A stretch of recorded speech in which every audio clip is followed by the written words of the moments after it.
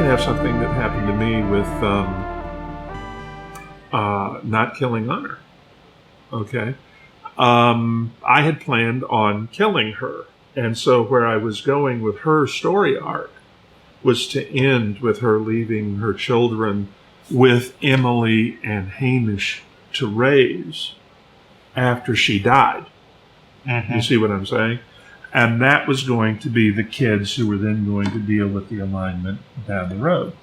But when the whole alignment plot strand got pulled forward, that had to change. The other thing that changed is the entire notion of exactly how the war with the League was going to be fought. I was headed towards the climactic battle in the Sol system, with Honor in command, et cetera, et cetera, et cetera, and her, issue. Well, not her in command, but one of her, kids in command, issuing the Honor-esque, the decision is yours, kind of thing there. But I was also figuring the Solarian League would have had like 20 years more for the Navy to get a clue, and the tech imbalance would not have been anywhere near as severe as it was. And so because Honor didn't die when you originally had planned, that was going to be the story arc that her kids kind of... That was going to be the story. And the kids were going to come along like 20 years later, okay? At which point the Solarian League still wouldn't have admitted, well, the Manties are better than we are, et cetera, et cetera. Haven and Manticore would have formed what the equivalent of the Grand Alliance. Okay. They would have been continuing their own R&D at Bolt Hole, so they would be more advanced than where they were at the end of the book that Honor was supposed to get killed in. But the tech imbalance would not have been as decisive as it was. And the Solis would not have been as strategically friggin' stupid as they were. Okay.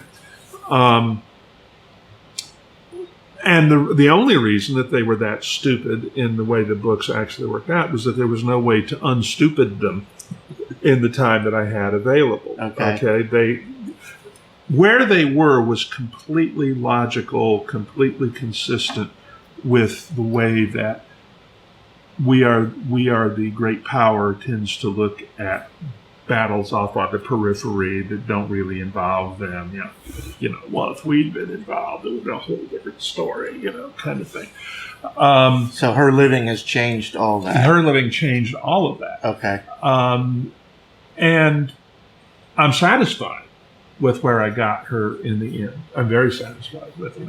I'm delighted that she didn't get killed. But that was a case of sort of an external factor coming in and stirring the pot, because I didn't have a plan B for if Eric comes along and writes a novel and pulls the plot line forward, what do I do then? I hadn't thought that part out, see. That never would have happened, right? I'm not blaming, I'm not blaming Eric. In fact, I'm very happy with a lot of the consequences of it, including the fact that Honor does get a peaceful retirement. It's just she's going to take a little detour here, very brief hiccup, kind of. But she gets the ability to enjoy some of the things that she paid so much for other people to have. Mm-hmm. You see what I'm saying? And I like that. Okay, I'm satisfied with that. And that would not have happened in my original gameplay. Okay. So I'm not saying this is a terrible, awful thing that happened. What I'm saying is that it was unanticipated, and it threw me some curves that hadn't been allowed for in how I get from oops, she's still alive to the end of the first story arc. The end of the first story arc, actually, this is the end of the second story arc. The end of the first story arc was going to be peace between Manticore and Haven, won at the cost of Honor Harrington's life. Okay. The second arc was going to be Honor Harrington's kids dealing with the breakup of the Solarian League.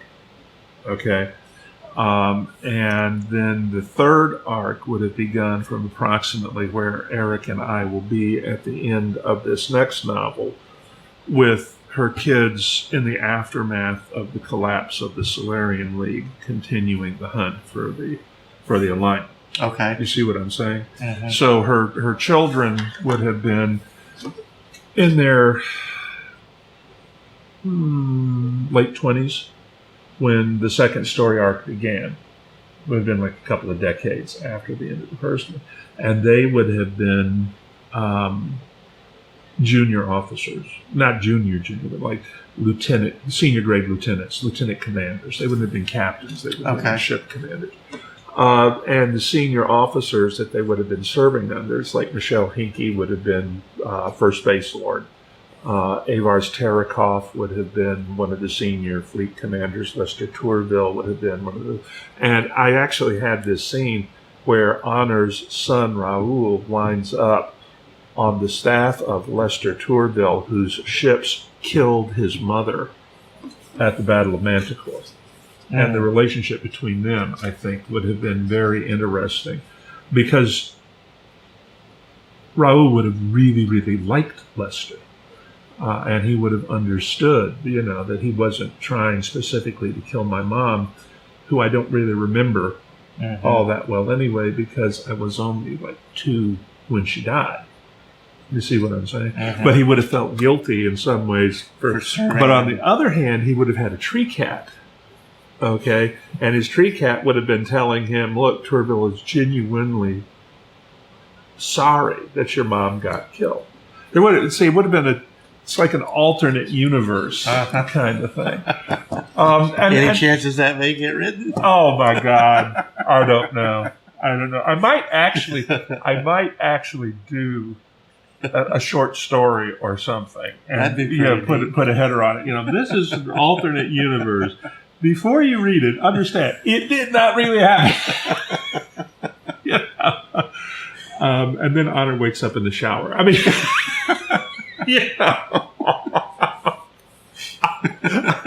I don't know. But my God, for those of our viewers who never saw Dallas, that will make no sense at all. Anyway, I think that's one of the things that keeps life interesting for storytellers. Okay, is where would this have gone if? Okay, what did I lose by going here instead of there? All right, or what can I gain out of the fact that I went there instead of here?